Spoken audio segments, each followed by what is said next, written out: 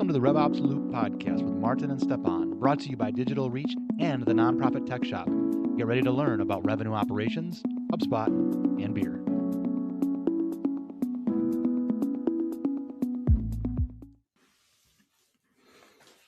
Hi folks, this is Stjepan and Maarten from the RevOps Loop podcast. We are at episode 12 and today we are tackling step-by-step guide to auditing your HubSpot portal. So before we jump in, we just like a little agenda. We will cover a lot, and as always, you can tag us, send us messages if you're like having any issues with your HubSpot portals, and we're happy to help.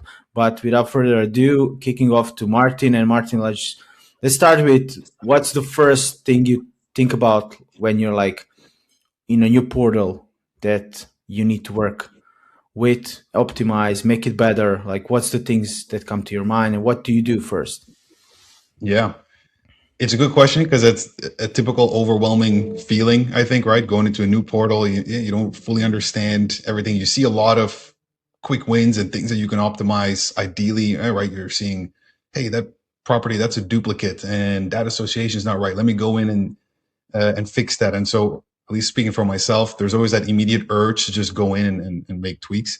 But I think the way we approach it typically, right, it's three larger steps to it, I guess. The first one is, before you can really audit anything, let alone change anything, is you have to understand the business behind it, right? The revenue motion, the user journeys, et cetera. So that would always be step one, is whether that's a workshop style call, whether that's just getting a ton of input, but just understanding how the teams are set up, right? Where revenue comes from, how deals are created. And when I say deals are created, I'm not talking CRM terms. I'm just like, forget the CRM for a second. Just how does your business work, right? So I think that's the first step. Then that second big step is then more the CRM foundations, right? This is everything with regards to what are the core objects, right? Okay, in your specific organization, you're working with, let's say, the default contact companies and deals and leads. Okay, great. But maybe there's something else, right? Hey, actually, you have a combination of donors and memberships and contacts and then what households and whatever it may be. So like, what are those core building blocks of the CRM? And getting the exact definitions for those, identifiers for those, that's a big one. So really getting that CRM foundation piece, and there's more we can talk about that there. And I think only then you'd go into, I guess, facing the chaos, right? Then you have your ammo, right? You're able to, you understand the business, you understand the revenue motions, you understand the core components of the CRM, and then you can go in and actually start doing the audit in more depth. But I think that three-step approach there, quite important. Seen a lot of cases where, jumping straight into step 2 or 3 immediately without fully understanding the revenue motion causes issues down the line. But yeah, happy to go through some of those in a bit more detail. Yeah. But Stjepan, what do you think? Is that roughly also how you look at these? I would say it's like 99% how I look at it, and I think like what you said is like slowing down. Okay, you are skilled, you're an admin, you're just get an access to a new portal that you need to work from. And like the first thing is always like, oh, let me see how many workflows they have. Oh, let me see how many properties are not filled in. But I think that's where maybe somebody that's not in that role for a long time or like a couple of years does it. I think talking to the key stakeholders, making sense of the revenue model, knowing, okay, do we have an admin that set up most of these things? Yes, no. Are they available to talk with us to like see what was building in the last 6 months, a year, and just like talkative approach. And like it can be a workshop approach, like you said, or something else, like an async approach, whatever. And then trying to understand it, just going by yourself to the portal and then talking and then trying to paint like the whole picture around it. And then maybe have some like milestones. Okay, we are tackling this first. We need to do this first, like, or then identifying like key areas where we can start, so the teams working will not be so impacted, and they don't need to stop their work. So, and You started that. So like, That's it. let's say you start with that revenue model process, like to Yeah. understanding, like what's your first step there? Like, how do you get that information? Yeah. So the first one on that is, and just adding like a quick mental note to that whole and making those changes without affecting the live environment. Like there's definitely some best practices there, but step one there is when you have those workshops and you're having those discussions on, hey, how does the revenue motion look, is steering that conversation away from the current CRM. And that's trickier, or it's easier said than done. I think I'm often in these workshops and every 5 or 10 minutes, the conversation goes back to, what's a recent example? Oh, we have the payment verification form that needs to be sent to the, like, don't talk about forms and this and that. Like, try to leave the actual CRM build out of it. Just talk through what that revenue motion should look like, right? Oh, who needs to qualify this lead? Who then needs to verify payments? Who then needs to do this X, Y? So just having that figured out, so you just understand in theory what it should look like, and only then do you mirror it against what the current portal is. I think if you don't do that, you often end up with these hybrid explanations, even from clients themselves, right? Where they're combining what it should look like versus what's in place, and they're kind of trying to find a middle ground.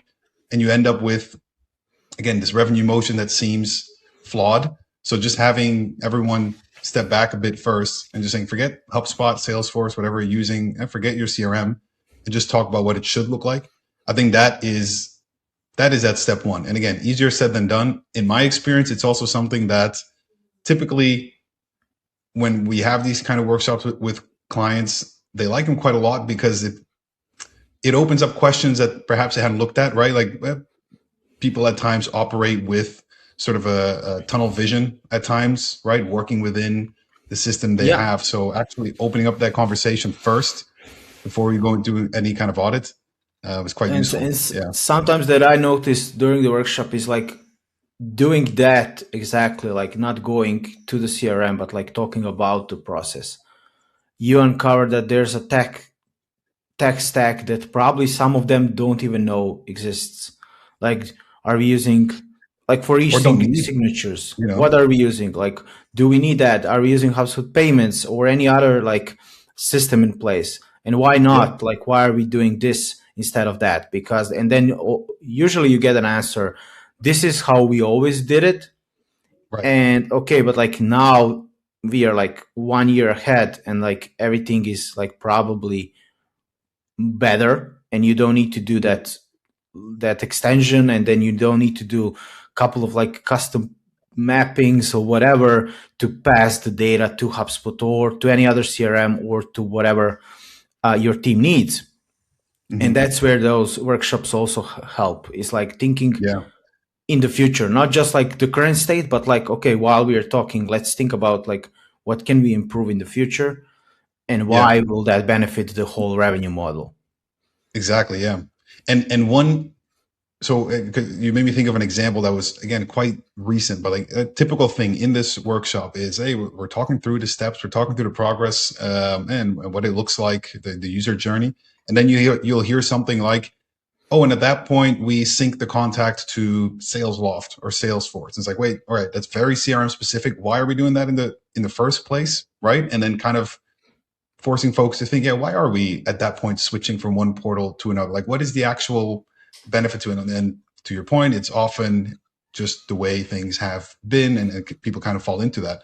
But those are those critical things that get brought up in those workshops that you then have to jump on and say, okay, and why exactly are we doing that? Like, why are we pushing a lead at that stage from one portal to another? Like, what is the benefit of it? Don't get me wrong. There are cases where it makes sense to keep something as is, even if there's no immediate benefit. There is a certain cost of change that you always have to take into consideration. So we definitely have had these workarounds, but it is always good to at least have that, stop for a second and think about why exactly you're doing what you're doing. But I think that's the first one. So and that lays the foundation to the third pillar that you mentioned, the dive into chaos. Because like, okay, we are maybe copying to another CRM or we are syncing it or whatever.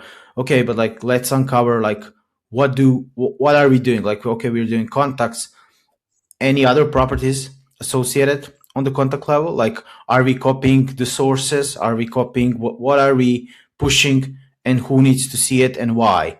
And I think that's the reason that Yeah. those workshops are And good, because sometimes it's like, okay, we are creating it for 2 people, but like the other 15, 20 people don't even know that we are doing that, and don't even know what data we can pass, so they can maybe use it and be more efficient.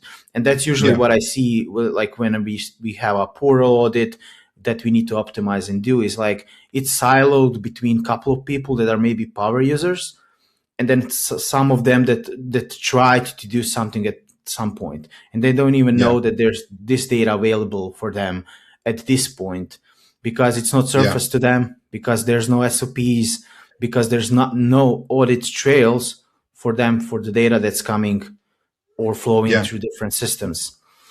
yeah. And well, exactly. And so on that, in that first and second step, really, of doing that revenue motion and the sort of the core CRM build, is you need multiple voices in that, right? This is where you need, again, the everyone who's working on revenue, product, finance, etc., like to get their input, make sure first and foremost everyone is aligned on what exactly that motion looks like. I think then also, and for me, this is an important second step or in between step, is step one, that workshop, you're not really talking CRM, right? You're talking high level flows, etc. Step three, that's actual, I guess what you would call the actual CRM audit, where you're going property per property, integration per integration, field, etc. One important step in the middle of that is that the core CRM building blocks, right? And I think this is a tricky one to discuss because it's very tempting to get into the details when you shouldn't. It's really just about, all right, we understand the revenue motion. We know how it should look like. What are the key components of that? Meaning, what are the main objects that we need to set up? Again, the basic ones are contact, company, deal, lead, right? Not the same for every organization. But for example, if out of the first workshop, what turns out is, hey, the way it works with us, I'm taking a nonprofit organization as an example now, is new lead comes in, someone signs up for a volunteer event, whatever it may be. And once they reach a certain level, meaning they're what we would call a supporter, we'd want on a quarterly basis to send them a newsletter, right? But like a physical newsletter. Okay, great. But we only want to do that one per household, because if we have 3 different people in one house, we don't want to send them 3 newsletters. That's too much. Okay, great. Step 2, core object for us is going to be a household, right? Because we clearly need to have a distinct object to represent households, because we're going to be using that in this case for sending out newsletters, right? So I think that step 2 is all about identifying those. What are those objects?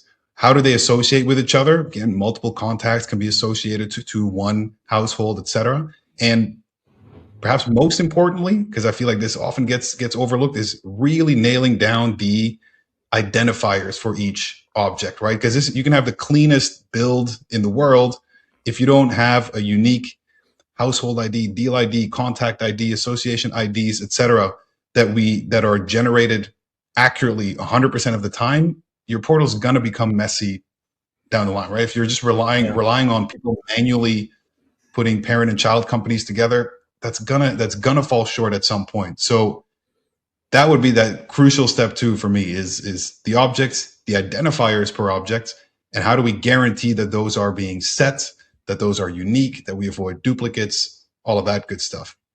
Yeah. I will just add to that. I will just add associations and maybe labels. And because I think that seeing a data model without touching anything, that's current state, everything that come from those initial workshopping or like whatever you call it, and then creating that data model. And because like sometimes it's like, oh, we have this object, like why is this here?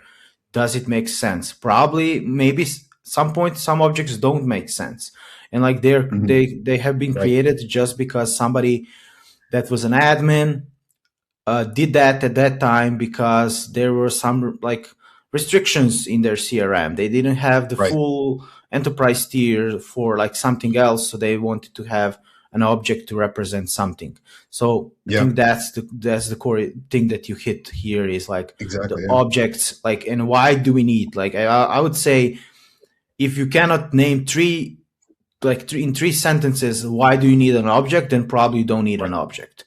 It's like That's a good if rule you of just thumb. say like, Yeah. oh, let's do this object because it's easier.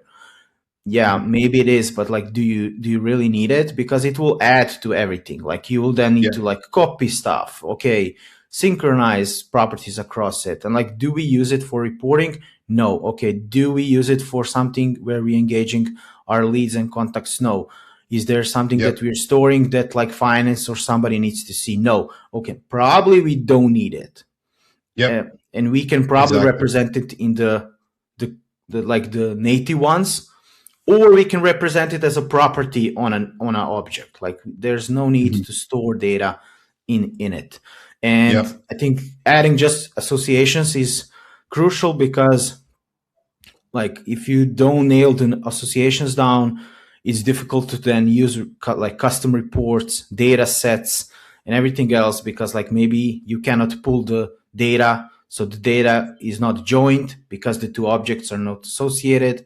So making sure that also fits into like your foundations. Yeah. No, and I think that's a big question to ask again in that step 2 as well, is how you need to and want to report on things, right? Because to your point, that will in and of itself already determine if something needs to be an object versus a property, et cetera. It depends on how you want to report on things. So I think go for it.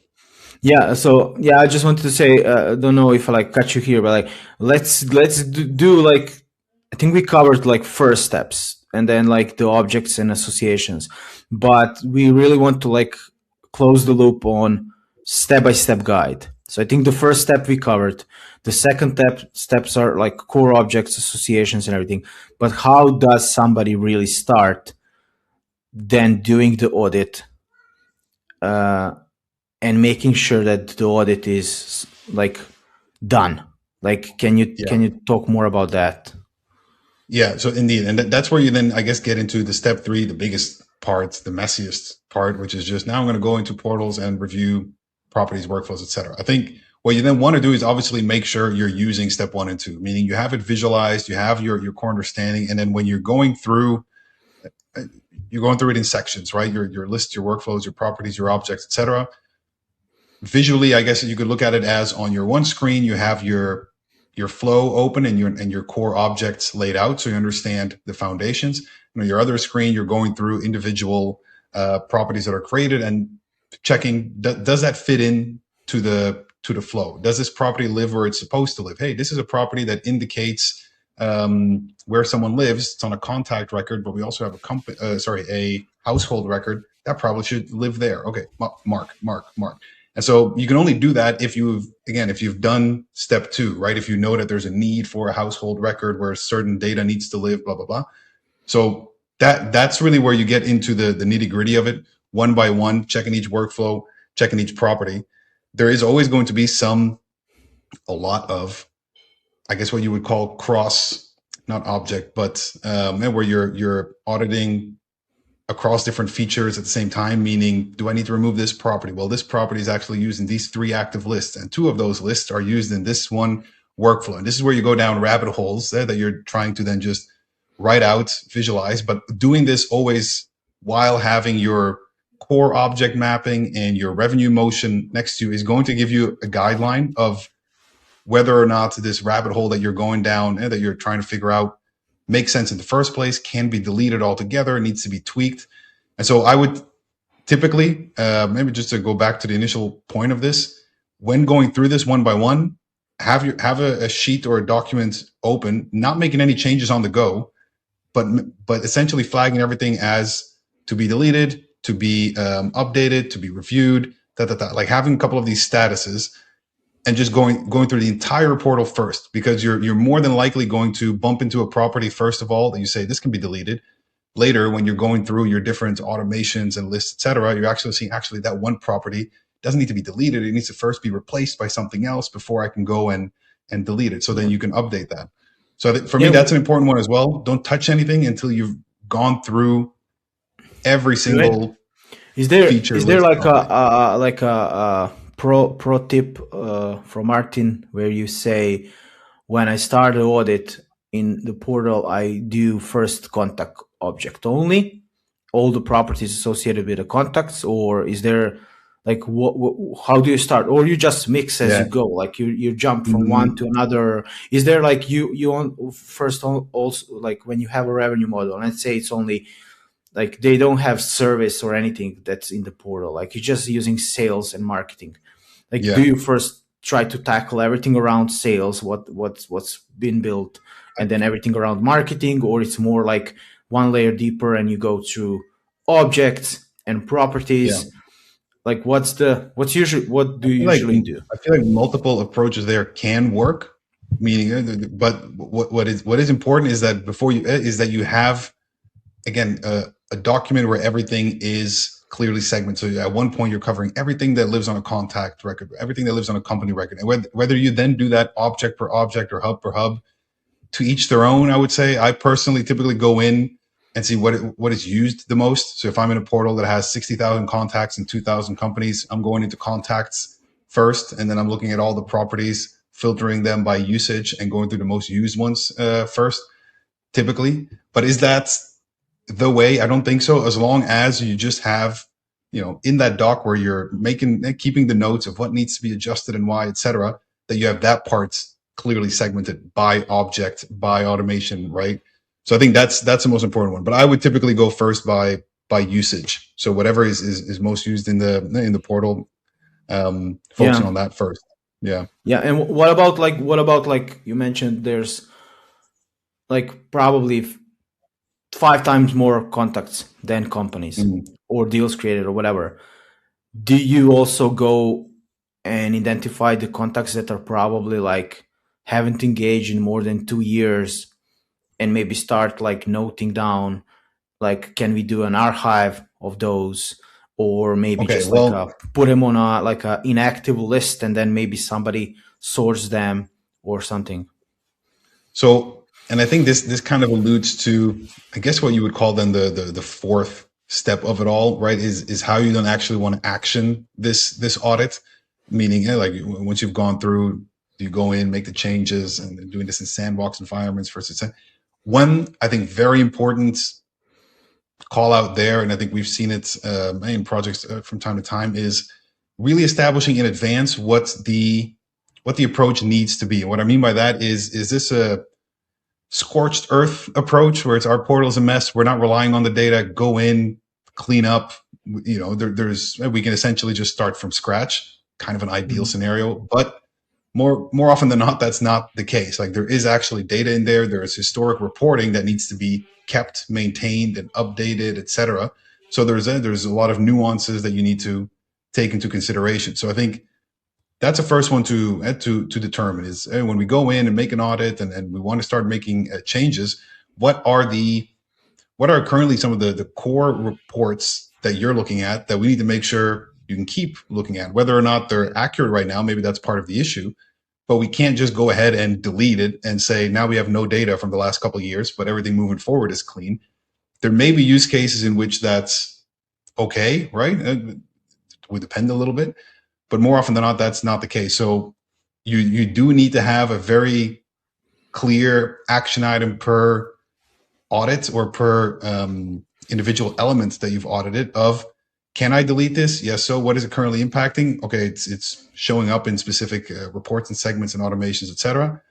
Can that in and of itself be removed, deleted, or do I need to make some tweaks here and perhaps retroactively clean up lists, etc.? So that's what I mean with how you action the audit. Sometimes it just Yeah. means can be deleted. Okay, I delete it.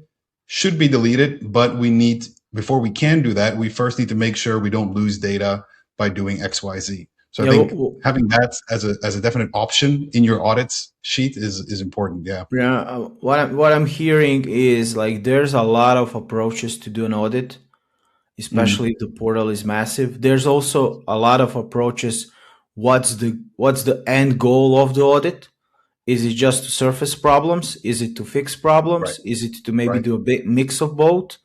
Or Right. is it just like, okay, let's start fresh and build everything. Maybe if you have a sandbox, I would recommend that. If not, then probably just go and try to build it.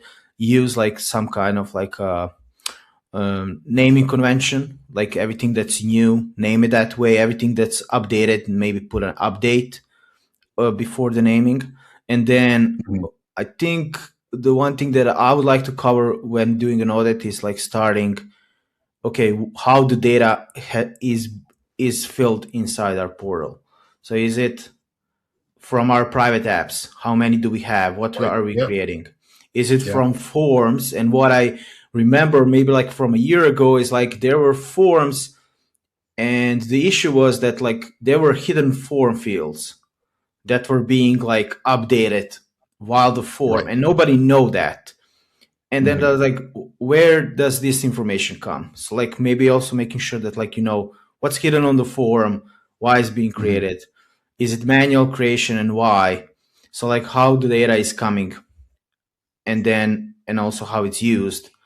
And then the third one that you meant that you like covered, I think pretty intensely, is like where to start and how. And it just depends what you're trying to solve. It's like, are we solving like everything? Because that's probably the toughest one. And it sometimes, to be honest, it's very hard sometimes, because it's like one property is on a list, it's on a campaign, it's everywhere, and like and just one little tiny, it impacts just like one little tiny thing, and usually it's like, let me delete it, we can do a new one. But if it's a reporting or whatever, you need to be very careful about that. So that's and that's an important element that you called out there, and I forgot to mention as well, is that in that audit sheet, right, when you're going step by step, is the source of that information. Again, we'll take properties because it's easiest to visualize, right? But what is the source, right? Is this coming from a form, from an automation, from an integration, etc.? And then highlighting also what can be considered source of truth. Like, hey, if we have those, if we know, hey, 100% this is, this is accurate, this is first party data that someone is submitting on a form, etc. Highlighting that as well, right? So that we know, hey, this is a building block. This is like a cornerstone that we can that we can leverage, right? This is something that we know we're collecting firsthand from in these specific cases. Great. Versus what is dubious, right? Let's say we have 3 or 4 industry fields. That's a common one, especially when you have a bunch of integrations. Each lead enrichment source has a slightly different way of talking about industries, and so you end up with one company with 4 different industries that all are kind of the same, but not really. Okay, which one is our cornerstone? Which one is our source of truth, if we have any at all? And like, let's build around that. But yeah, I think that's an important one as well. And HubSpot does have like, not just HubSpot, I would say any CRM does have like source field that's native. It has drill down 1, drill down 2. Well, and what I want, like from this episode, anybody that like are thinking about doing an audit, go there first and understand how the data, like where's the data coming from, what's the source, and then do the workshops. And then after workshops, see the data model or map up the data model, and then go to HubSpot and try to like, okay, what goal are we tackling first? Are we just noting down, flagging, and then we are deleting, updating, changing, or we just need to like present an information to somebody and then they will decide what's the like, or are we solving for sales or marketing or service team first? Then we don't need to probably go so broad. We can just like concentrate that we know like contacts companies deals, depending like it's B2B, B2C, whatever. And then like, what's the model? What's the triggers? So there's a lot. Like, I think it's like, of course, when you do an audit, depending how what's the like the portal, is it huge? Is it a lot of tools? Is it a lot of data? It can be scary. I think it is scary. Like, even for somebody that does that like all the time, it's scary. Like, oh, if I did delete this, will somebody call me or send an email like, you deleted my workflow? That's always that I can always count on. But like, you also need to understand that like maybe that's one person and there's like 60 other people in the team that don't use that. So probably you should think about like a better solution. It's not needed if it's just solving one person issue. Exactly. And I think that's kind of like a good summary of it in that sense, right? Because the audits, like you said, can be a variety of sizes and things, and that like sometimes it's an actual rebuild, sometimes it's just flagging potential issues, whatever it may be. I think one thing that it does have in common is kind of to your example is that it inevitably will and should open up questions about the larger business organization as a whole, right? If one guy is using the list that other people on the team aren't, okay, that's something to flag. That's something that's not ideal. That's something you'd want to address. You'd want a unified way of working, right? So I think having that in mind, regardless of the size of the audit, is that it's going to need input from, or it's going to affect various teams within an organization, right? Should never happen in a silo where it's like, oh, our RevOps guy is doing a portal audit. It should be done by next week, right? Like it should never happen that way. It should always be a team thing, which will raise questions. And again, depending on the size of it, sometimes these are really almost like company-wide workshops. We've had several of those where we're in step one and we're really bumping into issue after issue that clearly there's a misalignment on. So the CRM portal audits all of a sudden became more of a larger revenue flow organizational discussion. Which can definitely be the case. So yeah, and I think that's part of it, right? Because your CRM needs to mirror your actual business goals. And if those are not 100% clear and aligned across all the different teams, you're going to bump into it. And any kind of audit is going to essentially, lift the rock or like open that conversation. Yeah. Which can be fun, but it's usually, we use the term rabbit hole all the time. You often end up in rabbit holes when you do any kind of audits, whether they're technical rabbit holes, right, of an integration that works a specific way, and you have to figure out why certain things are being sent and some aren't, or whether it's more of a business flow rabbit hole, right? You go down those too. So I think being open to those, because it's going to be part of it, is important. Yeah. One thing that I think we didn't touch on is like on the audit, it's not just objects, records. It's also like users, I would say. So it's like audit the users is what I'm thinking is, and then you will know who you need to talk to, because in the users log you can see how frequently they're in the portal. What's their permissions? What's their permissions? Who's using what? Like what assets they're using? And like the ones that are probably not logged for like 6 months or more, go ahead and try to talk to somebody that like from the client side or whatever.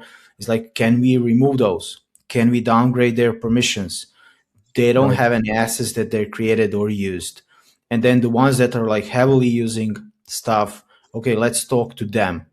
Like, what's your bottlenecks? Do you think we could improve this or not? And then like I think the user object is also now getting more and more better with like custom properties and whatever, where you as an admin can maybe add those and understand better your users and also flag anything to them or like help them. And I think that's also one part of the audit that helps. Like you have your key stakeholders on our first step, the workshopping and mapping, but then you also have the user that's maybe somebody that can take that messaging and rework to other people. And you need to understand who that individual is, because they are frequently logging in. They use 25 assets. They probably know some things that they will help you identify faster than if you do it on yourself, like on your own. Right. So I think that's also one crucial add-on to the audit. Yep. No, I agree with all that. I think, based on what we've discussed, it's clear audits are usually a big undertaking. There are a lot of rabbit holes to go down, which is usually needed, right? The users, the properties, the objects, etc. I think the general structure that we discussed is pretty universal, right? Start by understanding the business, go into like your key components, like your key CRM building blocks, and then really going into the chaos of properties and users and integrations, etc., and then flagging everything as, hey, what needs to be adjusted? What are my sources of truth? Like having that fully mapped out. And then, I think last but not least, getting the actions or the next step actions clear. Are we building this in a sandbox? That's ideal, right? Build it in a sandbox until it's completely good to go. Everyone's bought in and push it live. Versus are we doing the scorched earth approach where it's just go ahead, delete everything. If not, what needs to be kept? So this is where the nuances come in. But I think those core building blocks of that approach, they're pretty universal. So before we close our loop on the step-by-step guide to auditing a portal, CRM portal, just have one question, and that's like, okay, we audited everything, we clean out everything is working great. How do you continue to keep the portal like a well functioning old machine? Like what are the steps? Like when do you think like the audits need to be done? Like every month, every 6 months? What needs to be done and by who?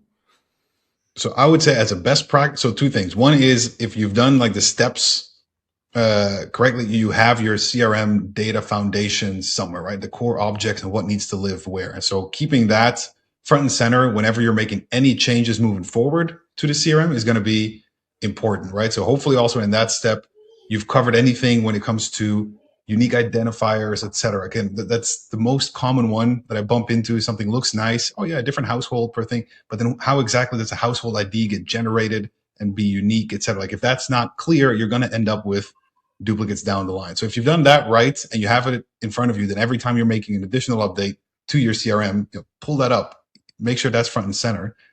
Regardless, you're going to have some audits needed on a organization is different. I would say at least on a quarterly basis, right? Most CRMs have some built-in tools where you can do at least looking at HubSpot, for example, the duplicate management tool.